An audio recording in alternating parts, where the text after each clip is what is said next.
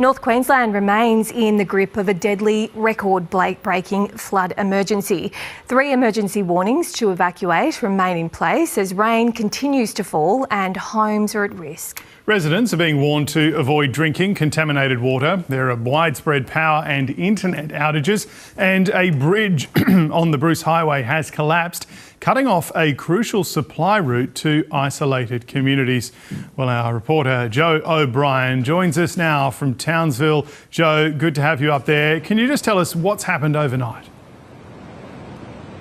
James, g'day. So the good news over the past 24 hours is that the rain has really eased off in the context of what's been happening over the last week or so. So in Townsville, it's only been 50 or so millimetres since 9 o'clock yesterday.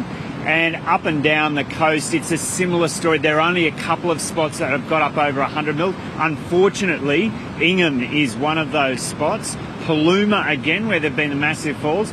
And once again, right up around Babinda, which had a bit of flooding early on, it's got around 100 millimetres again. But there were long breaks from the rain here in Townsville yesterday, and it was just good to see everyone kind of emerging from their homes after getting a bit of cabin fever over several days. We're on the Appleton Weir in Townsville here, and this is the Ross River behind me. And so the Ross River is they're expecting it's going to be at major level through this morning. And it is roaring right now. Those suburbs that are of concern, where the low-lying suburbs are downstream from here. We just visited on the fringe of one of those so-called black zones where thousands of people have been evacuated. And the good news is that the water has not, we were at Railway Estate, the water has not gone through that suburb. So that's good news for people in all the evacuation centres at the moment who are anxiously waiting their time through this. But the dam upstream from here, they've used this opportunity to release some of the water. The dam is actually falling right now. It's gone from 175% capacity down to 168, and that's the first time we've seen that through this. And so that explains this huge volume of water roaring through here at the moment.